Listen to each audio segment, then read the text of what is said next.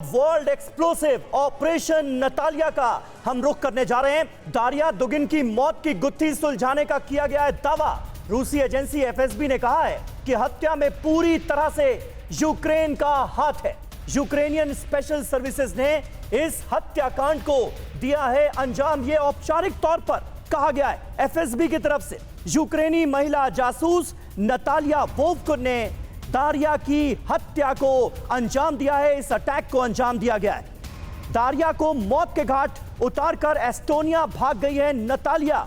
यह specific information भी FSB की तरफ से साझा की गई है। जिस अंदाज में दारिया दुगिन की हत्या की गई उसने पूरी दुनिया को चौंका कर रख दिया, क्योंकि यह हमला मॉस्को में हुआ, रूस की राजधानी में हुआ, क्रेमलिन से चंद किलोमीटर की दूरी पर हुआ। और अब यह पता चला है कि इसके पीछे आखिर था कौन।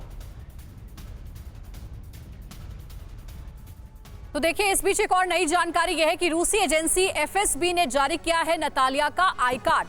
यूक्रेन स्पेशल सर्विस ने नतालिया को ही रूस भेजा था, यह जानकारी है। और 1979 में हुआ है यूक्रेनी जासूस नतालिया का जन्म। ये पूरी जानकारी अवेलेबल है। और अपनी 12 साल की बेटी के साथ रूस आई थी नतालिया, ये भी खबर मिल रही है। और कहा जा रहा है कि नतालिया ने ही हत्या की है, बड़ी साजिश रची थी। और एफएसबी इसी बात को लेकर आशंकित है और अब जांच अपनी आगे बढ़ा रहा है। देखिए, बाकायदा वो आई कार्ड भी जो नतालिया का है वो जारी किया गया है। तो याद कीजिए, जब यह हत्याकांड सामने आया था, यह अटैक सामने आया था, पहला जो औपचारिक बयान सामने आया था वो था डोनेट्स्क के चीफ की तरफ से, जिनका नाम है डेनिस पुशलिन। उन्होंने कहा था कि यूक्रेन के आतंकवादियों का हाथ इस पूरे अटैक के पीछे है। उस वक्त कहा गया कि यह बयान तो जल्दबाजी में दिया गया, लेकिन अब एफएसबी की तगड़ी जांच के बाद जो जानकारियां सामने आई हैं वो इसकी पुष्टि कर रही हैं और यह बता रही हैं कि इसके पीछे यूक्रेन का ही हाथ था।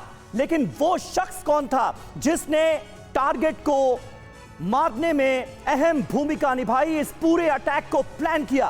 तो अब नाम सामने आ गया है। दारिया दुगिन हत्याकांड को कैसे प्लॉट किया गया ये पता चल गया है। और सामने एक चेहरा है और वो चेहरा है नतालिया का। ऐसे हुई दारिया दुगिन की हत्या। जो रूसी एफएसबी की जांच में जो जानकारियां सामने आई हैं वो क्या है आपको बता दें। मास्टरमाइंड यूक्रेनियन स्पेशल सर्विसेज, यानी सीधे सीधे यूक्रेन को इस अटैक के लिए जिम्मेदार ठहराया गया है। लेडी किलर कौन? नतालिया वोल्फ, यूक्रेन की जासूस ये बताई जाती हैं। और टारगेट कौन था? दारिया दुगिन, क्योंकि अलेक्जेंडर दुगिन तो व्लादिमीर पुतिन के ब्रेन माने ही जाते हैं, उनके गुरु माने ही जाते हैं। लेकिन दारिया दुगिन पर भी वेस्टर्न कंट्रीज ने तमाम तरह के प्रतिबंध मुलव्विस कर रखे थे। लोकेशन देखिए, मॉस्को। हत्या के बाद एस्टोनिया भागने में कामयाब रही नतालिया। यह बहुत बड़ी जानकारी है और यह रूस के लिए बहुत बड़ा झटका है कि मॉस्को में घुसकर यूक्रेन की जासूस ने एक अटैक की प्लानिंग की और उस अटैक को कामयाब भी बना दिया गया।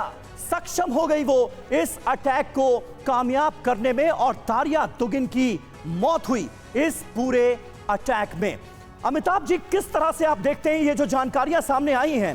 पहले दिन से ही कहा जा रहा था कि यूक्रेन का हाथ हो सकता है इस हत्याकांड के पीछे, और अब लगभग पुख्ता तरीके से सटीक जानकारियां हमारे सामने हैं।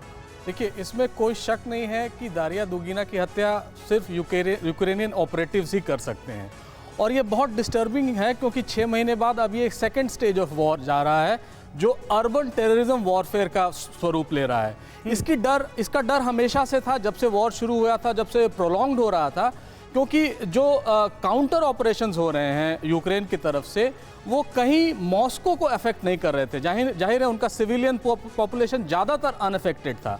अब ये अर्बन टेररिज्म का सहारा लेके यूक्रेन ये चाहता है कि किसी न किसी तरह ये सीन को डोमिनेट किया जाए। और अमिताभ जी, यूक्रेन जो चाहता है उससे इंपॉर्टेंट तो ये है कि यूक्रेन ने जो चाहा वो कर दिखाया। यूक्रेन की जासूस मॉस्को पहुंचकर इस अटैक को अंजाम देकर वहां से निकल भी गई, एस्टोनिया भाग भी गई। ये क्या चौंकाने वाला नहीं है? नहीं, बिल्कुल चौंकाने वाला है, क्योंकि अब जो उसका अगला स्टेप होगा, अब रूस के पॉलिटिकल ऑपरेटिव्स मारे जाएंगे, हो सकता है उसके मिलिट्री ऑफिसर्स मारे जाएं। तो अब ये इसका जो प्रोएक्टिव जवाब होगा रूस के तरफ से, वो बड़ा डिस्टर्बिंग होगा, क्योंकि वो डिस्प्रोपोर्शनेट एक्शन लेगा। और वो डिस्प्रोपोर्शनेट एक्शन कैसे लेगा?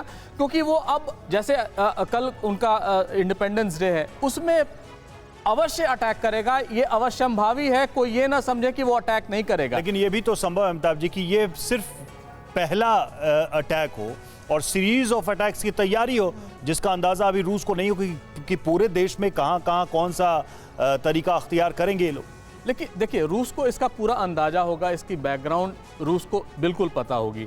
लेकिन सॉफ्ट टारगेट से शुरू करके ये मेजर टारगेट्स पर जब जाएगा, प्रॉब्लम तब शुरू होगी। तब हो सकता है कोई दुर्घटना हो जाए, या कोई मिलिट्री इंस्टॉलेशन, न्यूक्लियर इंस्टॉलेशन पे सुसाइड अटैक हो जाए, जिसका हम सबको डर था कि एक्सीडेंट ना हो जाए, और ये उसी एक्सीडेंट की तरफ बढ़ रहा है।